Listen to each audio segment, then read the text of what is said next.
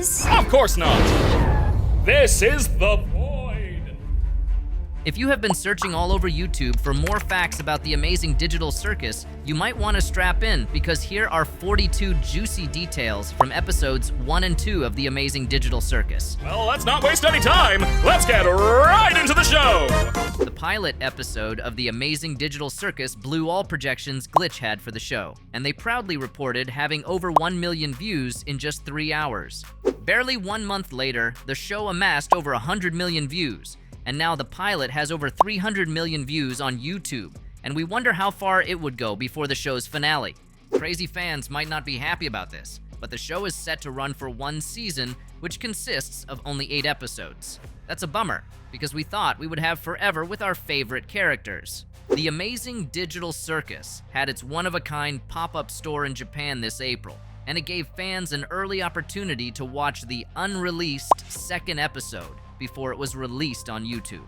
Every new episode in the Amazing Digital Circus will focus on a single character, and it will give the fans an opportunity to see what makes their favorite character tick.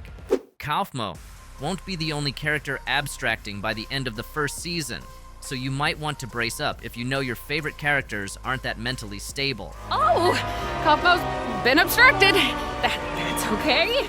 An upcoming episode in the series will feature an adventure in a place called Candy Canyon, and it's going to be a new location, totally different from the tent we are used to. The funny circus gang takes a trip to the deliciously delectable Candy Canyon Kingdom! The ruler of the Candy Canyon Kingdom is a character named Princess Lulilalu, who gives off strong Princess Peach vibes. So if you're a fan of strong female leads, you shouldn't miss the next episode. We are also getting a lot of new characters from the Candy Canyon Kingdom who will join our circus performers for the new adventure. You might have spotted some of these characters in the teaser trailer Glitch released on YouTube. Unfortunately, the new characters we will come across in future episodes are AI NPCs, like Kane, so don't get any bright ideas about getting new suckers in the circus. The poster for Candy Canyon we can see in the video Glitch posted on their channels holds a lot of details you might have missed if you didn't take your time to go over every inch of the image. The first thing that caught our eye was the massive castle right in the middle of the Candy Kingdom, which we suspect is home to Princess Lulilalu, Gummigoo, and other candy-filled characters. The second detail is a lot less obvious, but it did not escape our sights. It looks like a carriage of some sort, and after a lot of intense zooming, we can tell that its occupants are Pomni, Kinger, and Jax. The last detail most people will never find on their own has to do with a close-up of the Candy Canyon Castle, where we see what looks like a character standing at the entrance of the castle. If we compare the zoomed image to one Gooseworx posted on Twitter, we can see that it's probably Gummigoo standing at the entrance. Gummigoo plays an important role in the Candy Canyon adventure, and though we might not know what this role is, the fandom already has its mindset on a cowboy sheriff role for the character. Princess Lulilalu might be the supreme leader of the Candy Kingdom, but she makes the journey to the circus tent to see Pomni and the rest of the characters. We know this because of a post by Gooseworx where we can see the reflection of Princess Lulilalu and other characters in the circus. Even though some of the new characters teased definitely call Candy Canyon home, other characters like Martha Mildenhall don't quite fit the candy aesthetic, so we have to believe they appear later on in the series. Something is going to happen in the 2nd episode of the show that will make Regatha lose her mind, and she will clutch her hair while screaming out loud. Since we can see Jax smiling menacingly in the background, we feel he is the reason for Regatha's screams, but we can't be sure for now. Due to the ghostly appearance of some of these characters, we believe there is going to be a Haunted Mansion episode, or at least a ghost-themed episode. This also fits perfectly with the dark scene where we see Kinger holding a shotgun, and we are going insane just thinking about watching it on YouTube. More funny buddies are gonna go on, like this cool Candy Kingdom, and Kinger with a shotgun! Gooseworx claims the rest of the show will feel nothing like the pilot, so get ready to have your heart broken by the show's creator. What the f*** am I looking at? The consequences of our action! Gooseworx based all the characters' designs on forms of entertainment. Pomni is based on jesters. Regatha is based on ragdolls. Jax is based on cartoons like Looney Tunes. Kaufmo is based on clowns. And you get the idea. Regatha is modeled after a character called Raggedy Ann from a movie called Raggedy Ann and Andy, a musical adventure. Gooseworx was so obsessed with the movie that she would stay up late watching it. We finally get to see Gangle smile in a future episode of the show. Our fingers are crossed that it happens in the second episode, and we hope it lasts because we know all it takes to break her comedy mask is a simple mistake.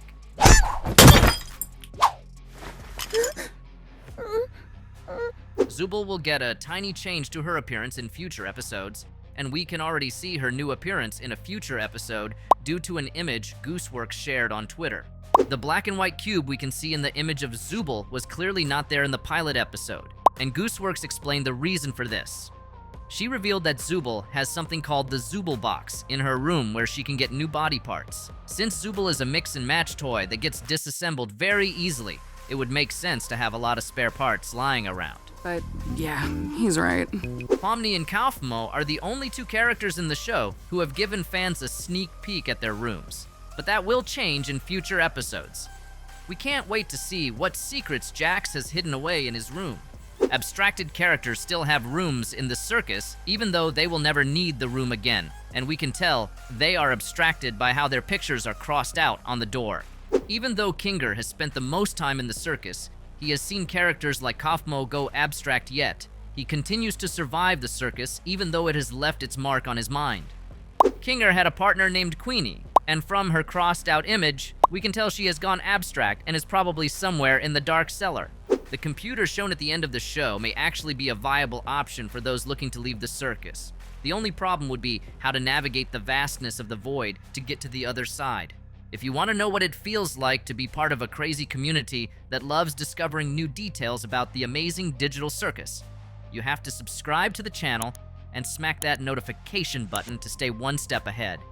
You can see mannequins scattered everywhere in the circus. No place is left out. From the bedrooms down to the restaurant where Bubble and Kane go after giving the circus performers their adventure for the day. They seem to have an important role in the circus we don't yet know about, but as with all things in the circus, we should get clarity with more episodes.